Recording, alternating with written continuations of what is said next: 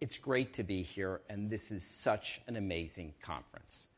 And every year, our team creates our annual Technology and Media Outlook, which is now up on the Wall Street Journal site and on the app. And starting in January, we choose the major themes that we believe will reshape the technology and media industry in the year ahead. There's so many this year, from NFTs to e-commerce to TikTok.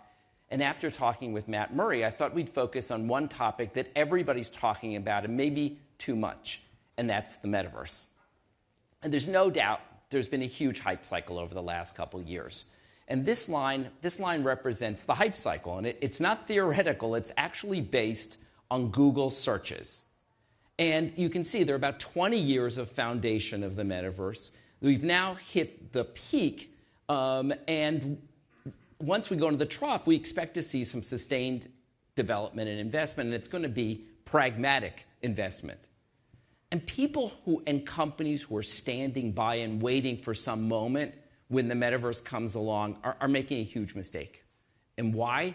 Because in a lot of ways, the metaverse is here already. It's because games are the foundation of the metaverse, and not only are they here, but they're here at scale. And what do I mean by 20 years of development? This is a timeline of all of the games and virtual worlds that have led us up to here.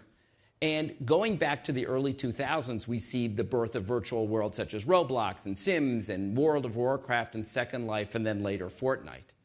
And below the timeline, we have all of the new technologies that are coming in place, from 5G to VR headsets to cloud computing. From 2023 and beyond, we expect to see more technology, and who knows, maybe there's going to be an Apple AR headset.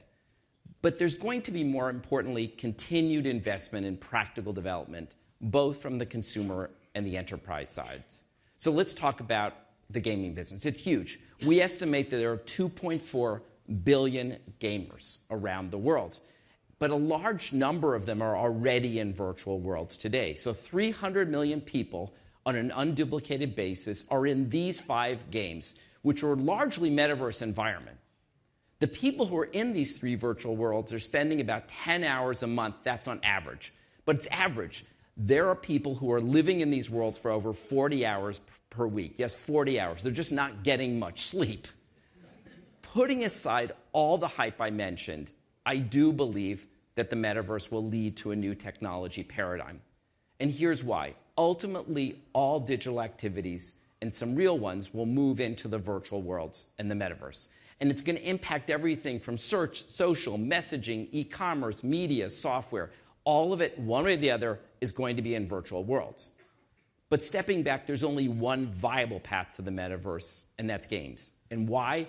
Because they have users at scale. They have immersive experiences. They allow people to build. You can be somebody else in the game. There are economies that show that there's real business in the virtual world. To give you some examples of why I believe games are the proto-metaverse, here's some things I brought along. So this is Call of Duty Modern Warfare. It's a game that'll come out in a couple days. And this shows you they've built a digital twin of Amsterdam. There's nothing, it's cinematic, but this is not video. This is all constructed using Unreal Engine. And then there's an Aya Nakamura concert in Fortnite earlier this month.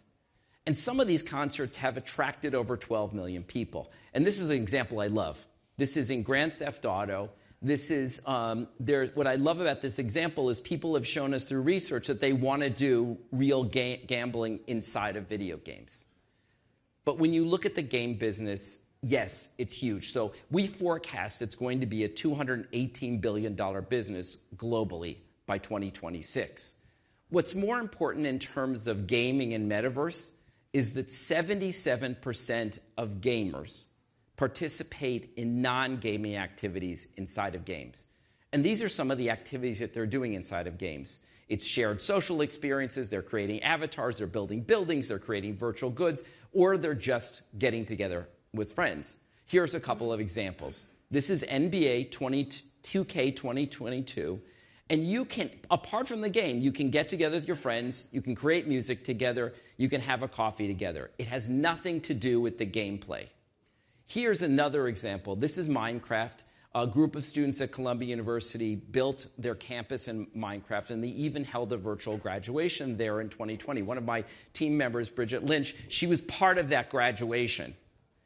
Beyond gamers, there's an important group of people that are critical to every technology and media company, and they're going to be central to the growth of the metaverse. We call them super users.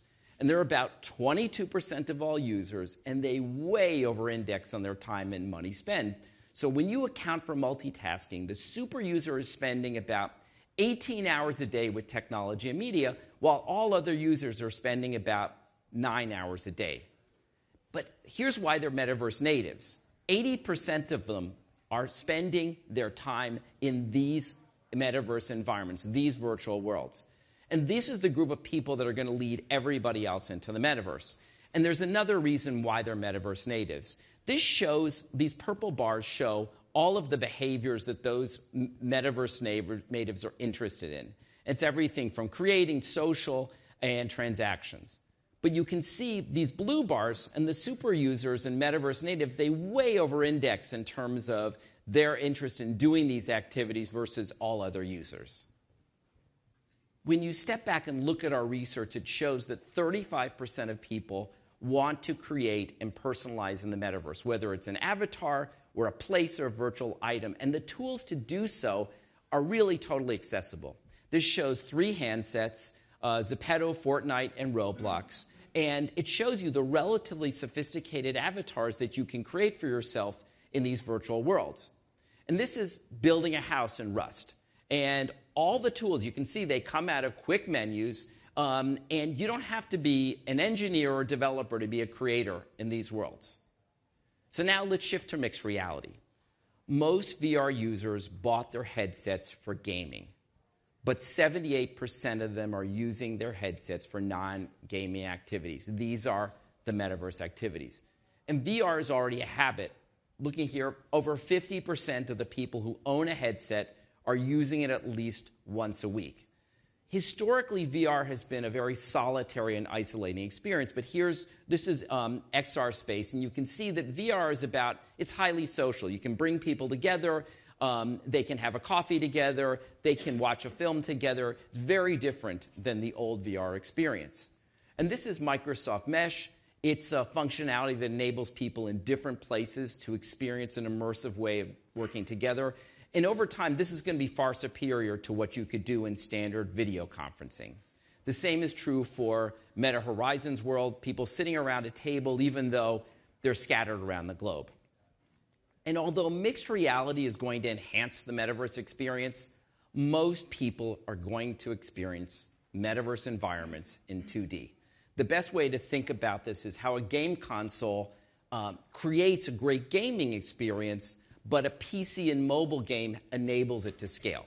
So this is our forecasts for the sales of global VR and AR units.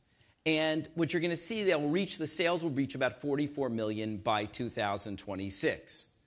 But another reason why 2D is important is because most people report they can only be in VR for about 30 minutes. Given everything else that I've been talking about that's happening, all of the major technology and media companies, it's not surprising, are going to build out their capabilities up and down the stack. This is the stack of all the foundational elements of the metaverse. And they're going to have no choice but to acquire major gaming companies, because these environments are way too tough to build from scratch. And our report last year showed that this was going to happen, and it began with Microsoft's acquisition of Activision. It's going to be a lot more. Let's talk about Web3. People keep talking about metaverse and Web3 as if they're the same thing. They're not. Let me explain. Web3 is about decentralized protocols. It's NFTs, it's crypto, it's autonomous organizations. Metaverse is a consumer layer. So similar to the way that the browser provided the interface for the internet, we expect that the metaverse provides the interface to Web3. And this gives you a sense of why the stakes are so high for companies in the metaverse. So more broadly, though, it's not just those technology giants. We've shown this. This is a massive number of companies, and it's an entire ecosystem that's going to emerge. And the places where we see vast opportunities for companies is what we're calling the interoperability layer. Everything from marketing and advertising, media, economy, finance, payments, and social. So it all comes down to these fundamental elements of the metaverse that I've talked about. Expect to see them underlying a great deal of investment and development in the future. And there's so much more to read in the report. Once again, it's on the site, and hope you find it helpful and thought-provoking. And enjoy the rest of the conference. Thank you.